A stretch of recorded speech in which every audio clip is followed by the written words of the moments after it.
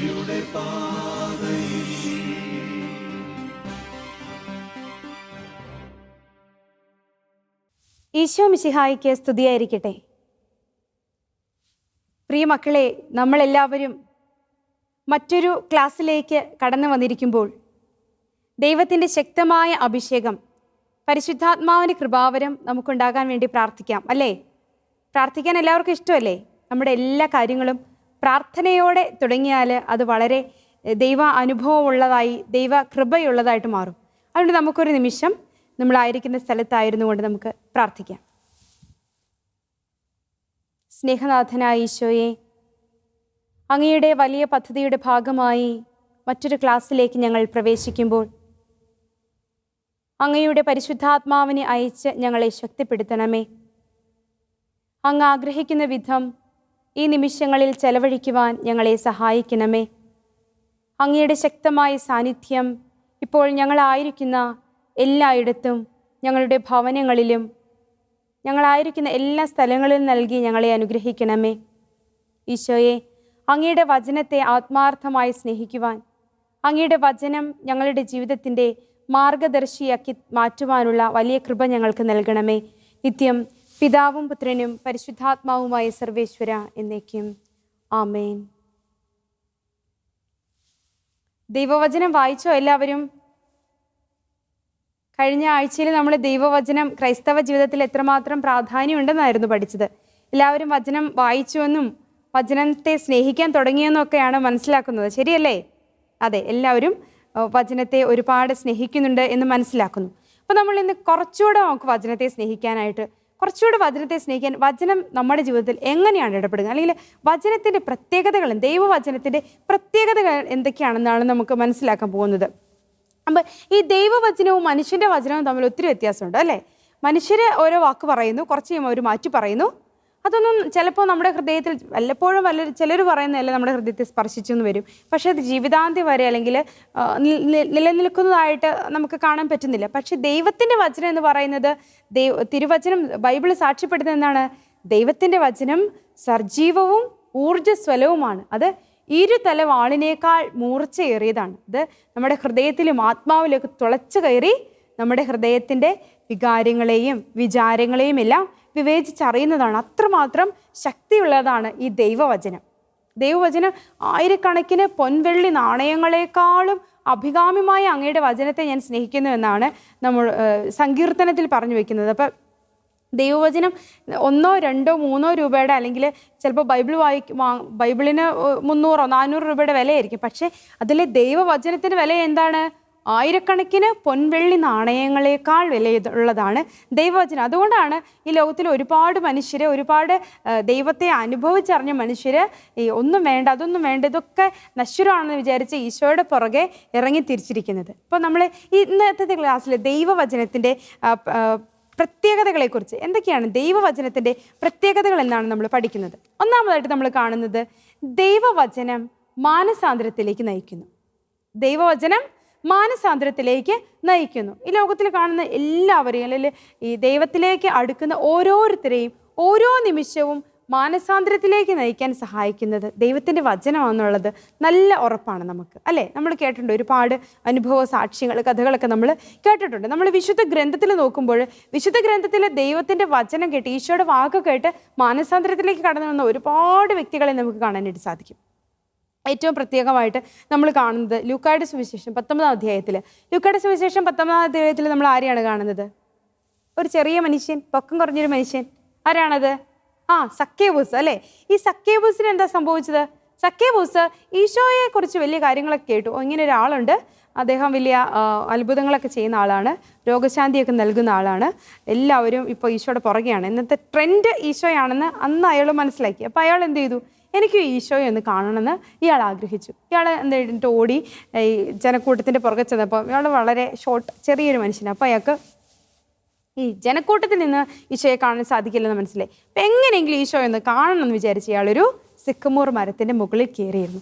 അവിടെ കയറിയിരുന്നപ്പോൾ ഈശോയുടെ വചനം അവൻ്റെ ഹൃദയത്തിൽ സ്പർശിച്ചു. സക്കേവൂസ്, താഴെ ഇറങ്ങി വാ, എനിക്കിന്ന് നിൻ്റെ വീട്ടിൽ താമസിക്കണം.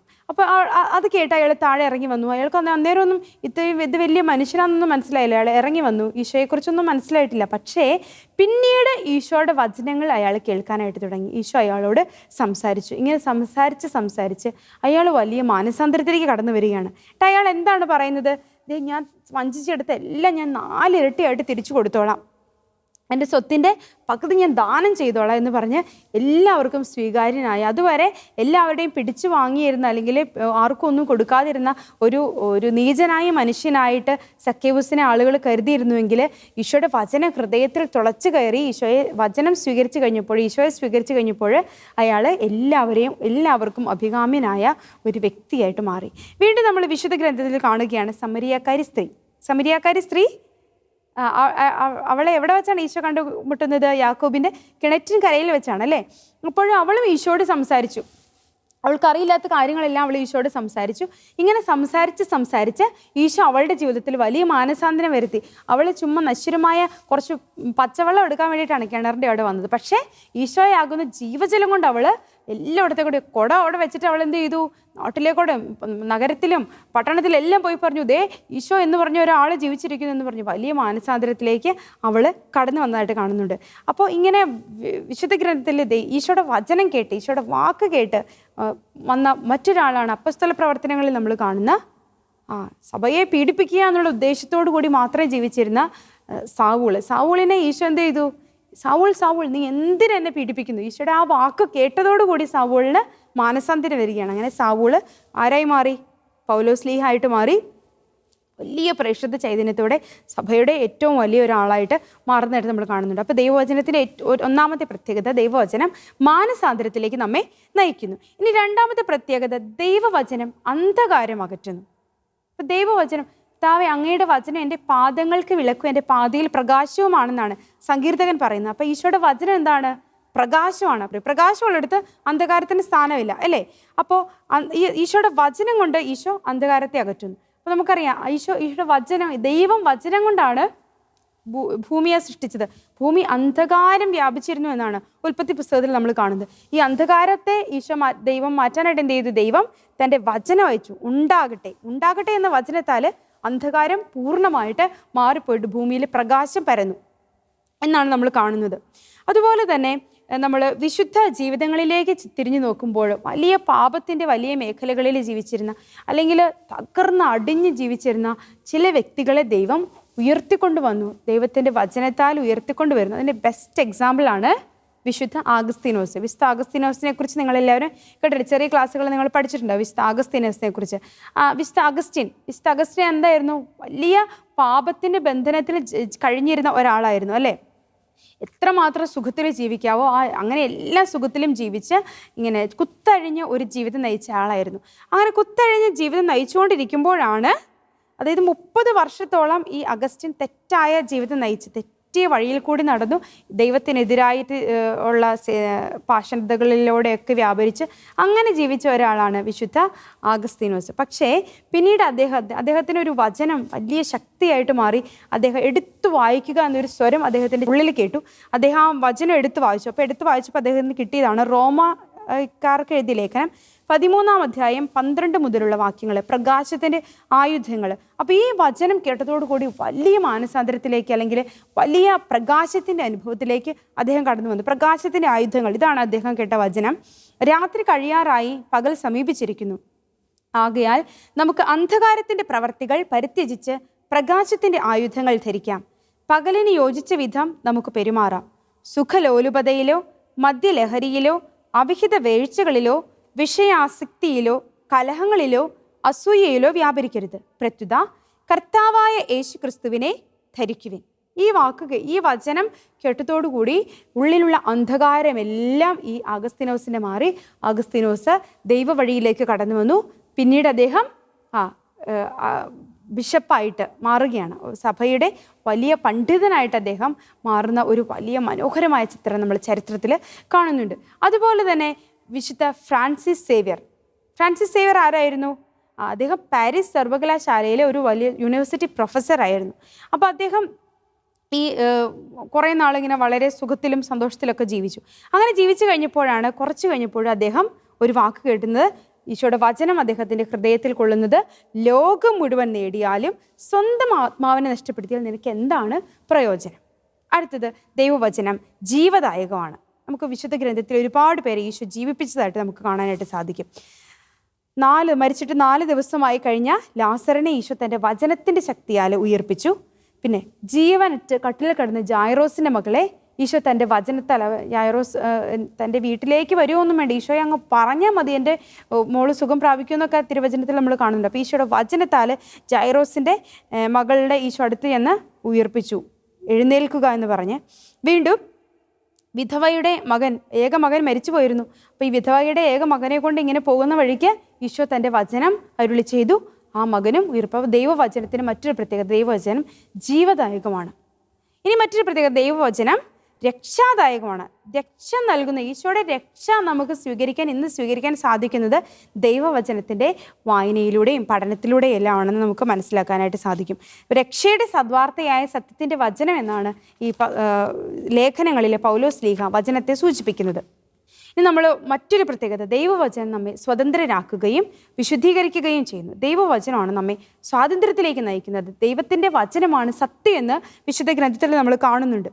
എൻ്റെ വചനത്തിൽ നിലനിൽക്കുമെങ്കിൽ നിങ്ങൾ യഥാർത്ഥത്തിൽ എൻ്റെ ശിഷ്യന്മാരാണ്, നിങ്ങൾ സത്യം അറിയുകയും സത്യം നിങ്ങളെ സ്വതന്ത്രരാക്കുകയും ചെയ്യും. അങ്ങ് നൽകിയ വചനമാണ് സത്യം. അപ്പോൾ ഈ സത്യമാണ് നമ്മെ സ്വാതന്ത്ര്യത്തിലേക്ക്, നമ്മൾക്ക് ഉള്ളിൻ്റെ ഉള്ളിൽ, നമ്മളിപ്പോൾ പുറമെ വളരെ സ്വാതന്ത്ര്യം അനുഭവിച്ച് ജീവിക്കുന്നവരാണെങ്കിൽ ഉള്ളിൻ്റെ ഉള്ളിൽ നമ്മുടെ ഉള്ളിൽ എന്തൊക്കെ ഉണ്ടാവും? പാപത്തിൻ്റെ ബന്ധനങ്ങൾ, പലതരത്തിലുള്ള കെട്ടുപാടുകളൊക്കെ ഉണ്ടാവും. അപ്പോൾ ഇതിൽ നിന്നൊക്കെ നമ്മൾ പൊട്ടിച്ചെറിഞ്ഞ് യഥാർത്ഥ ദൈവമക്കളുടെ സ്വാതന്ത്ര്യത്തിലേക്കും വിശുദ്ധിയിലേക്കും നമ്മെ നയിക്കുന്നത് ദൈവത്തിൻ്റെ വചനമാണ്. വീണ്ടും ദൈവത്തിൻ്റെ വചനം നമുക്ക് നിത്യജീവൻ നൽകുന്നു. നിത്യജീവൻ എന്ന് പറഞ്ഞാൽ എന്താണ്? ഇടയ്ക്ക് തീർന്നു പോകുന്ന ജീവനല്ല, നിത്യമായ ജീവനാണ്. ഈശോ പറയുകയാണ് യോഹന്നാന്റെ സുവിശേഷത്തിൽ, എൻ്റെ വചനം കേൾക്കുകയും എന്നെ അയച്ചവനെ വിശ്വസിക്കുകയും ചെയ്യുന്നവന് നിത്യജീവനുണ്ട് എന്നാണ് അവിടുന്ന് പറയുന്നത്. അപ്പോൾ ദൈവവചനത്തിൻ്റെ പ്രത്യേകം മനസ്സിലാക്കി, മാനസാന്തരത്തിലേക്ക് നയിക്കുന്നു, രക്ഷാദായകമാണ്, ജീവദായകമാണ്, സ്വാതന്ത്ര്യം നൽകുന്നു, നിത്യജീവൻ നൽകുന്നു എന്നൊക്കെ നമ്മൾ മനസ്സിലാക്കി. അപ്പോൾ ഈ ദൈവവചനം നമ്മുടെ ജീവിത സ്പർശിയാകാനായിട്ട് നമ്മൾ ചെയ്യേണ്ട കാര്യങ്ങൾ എന്തൊക്കെയാണ്? ഒന്ന്, ദൈവവചനം നമ്മൾ വായിക്കണം. അപ്പോൾ അതുവഴി ദൈവം നൽകുന്ന സന്ദേശങ്ങൾ നമ്മൾ സ്വീകരിക്കണം. അതോടൊപ്പം നമ്മുടെ കുറവുകൾ ദൈവവചനത്തിലൂടെ നമ്മെ ദൈവം ചൂണ്ടിക്കാണിച്ചു തരും. അപ്പോൾ ഈ കുറവുകൾ നമ്മൾ മനസ്സിലാക്കി നമ്മൾ പരിഹരിക്കാനായിട്ട് തയ്യാറാകണം. അപ്പോൾ പിന്നെ മറ്റൊരു കാര്യം, ദൈവവചനത്തിന് നമ്മൾ സ്വന്തമായി വ്യാഖ്യാനമൊന്നും കൊടുക്കേണ്ട കാര്യമില്ല, ദൈവം നമുക്ക് വ്യാഖ്യാനം നൽകുന്നുണ്ട്. അപ്പോൾ ഈ കാര്യങ്ങളെല്ലാം നമ്മൾ ശ്രദ്ധാപൂർവ്വം സ്വീകരിച്ചാൽ ദൈവവചനം ജീവിതബന്ധിയായിട്ട് നമുക്ക് സ്വീകരിക്കാൻ സാധിക്കും. അപ്പോൾ നമുക്ക് ചെയ്യേണ്ട ഒരു കാര്യം, നമ്മൾ ഒരു കാര്യം പറയുകയാണ്, നിങ്ങൾക്ക് ഏറ്റവും ഇഷ്ടപ്പെട്ട ഒരു വചനം നിങ്ങൾ സ്വീകരിക്കുക, കണ്ടെത്തുക. ഈ വചനം കണ്ടെത്തിയിട്ട് നിങ്ങളത് നിങ്ങൾ പഠിക്കുന്ന സ്ഥലത്തോ നിങ്ങളുടെ ബുക്കിലൊക്കെ എഴുതി വയ്ക്കുക, നിങ്ങളെ ശക്തിപ്പെടുത്തുന്ന വചനം. അപ്പോൾ ഇങ്ങനെ ഒരുപാട് പേരെ തിരുവചനം ശക്തിപ്പെടുത്തിയിട്ടുണ്ട്. നമ്മൾ തിരുവചനത്തിൻ്റെ പ്രത്യേകതയൊക്കെ മനസ്സിലാക്കി. അപ്പോൾ ഈ തിരുവചനം നമ്മൾ ഇടയ്ക്കിടയ്ക്ക് ഉരുവിട്ട് കഴിയുമ്പോൾ നമുക്ക് വലിയ ശക്തിയും ചൈതന്യമെല്ലാം നമ്മുടെ ജീവിതത്തിൽ ലഭിക്കും. അപ്പോൾ നമ്മൾ ഒരു തീരുമാനം എടുക്കുക, എല്ലാ ദിവസവും ഞാൻ വചനം വായിക്കും, എല്ലാ ദിവസവും ഞാൻ എനിക്കിഷ്ടപ്പെട്ട വചനം പല പ്രാവശ്യം ഉരുവിട്ട് ശക്തി നേടും. ഇനി അല്ലെങ്കിൽ നമ്മുടെ കൂട്ടുകാരോടൊക്കെ പറയാൻ പറ്റുന്ന സാഹചര്യമാണെങ്കിൽ ഇങ്ങനെ വചനത്തിൻ്റെ ശക്തിയെക്കുറിച്ച് അല്ലെങ്കിൽ എനിക്കിഷ്ടപ്പെട്ട വചനത്തെക്കുറിച്ചൊക്കെ നമ്മൾ പങ്കുവെക്കുക. അപ്പോൾ ഈശോയുടെ വലിയ ശക്തി നമുക്ക് ലഭിക്കും. ദൈവവചനത്തിൽ ജീവിക്കുന്ന വ്യക്തികളായിട്ട്, വചനം ജീവിതത്തിലേക്ക് പകർത്തുന്ന വ്യക്തികളായിട്ട് നമ്മൾ മാറും. ഓക്കെ, അപ്പോൾ നമുക്കൊന്ന് പ്രാർത്ഥിച്ചാലോ? പ്രാർത്ഥിക്കാം. വചനമായ ഈശോയെ, അങ്ങയെ സ്നേഹിക്കുവാൻ, വചനത്തിലൂടെ ശക്തി സ്വീകരിക്കുന്ന നല്ല മക്കളായി തീരുവാൻ ഞങ്ങളെ അനുഗ്രഹിക്കണമേ. അങ്ങ് ആഗ്രഹിക്കുന്നത് പോലെ തിരുവചനം ശ്രവിക്കുകയും ജീവിതത്തിൽ പകർത്തുകയും മറ്റുള്ളവർക്ക് പകർന്നു കൊടുക്കുകയും ചെയ്യുന്ന വ്യക്തിത്വത്തിനുടമകളാകുവാൻ ഞങ്ങളെ അനുഗ്രഹിക്കണമേ. ഞങ്ങളുടെ ജീവിതത്തിലെ എല്ലാ പ്രശ്നങ്ങളിലും ദൈവവചനത്തിൽ ഉത്തരം കണ്ടെത്തുവാൻ, ദൈവവചനത്തിൽ ഉത്തരമുണ്ട് എന്ന് മനസ്സിലാക്കി മുന്നേറുവാനുള്ള കൃപ ഞങ്ങൾക്ക് നൽകണമേ. നിത്യം പിതാവും പുത്രനും പരിശുദ്ധാത്മാവുമായ സർവേശ്വര എന്നേക്കും. ആമേൻ.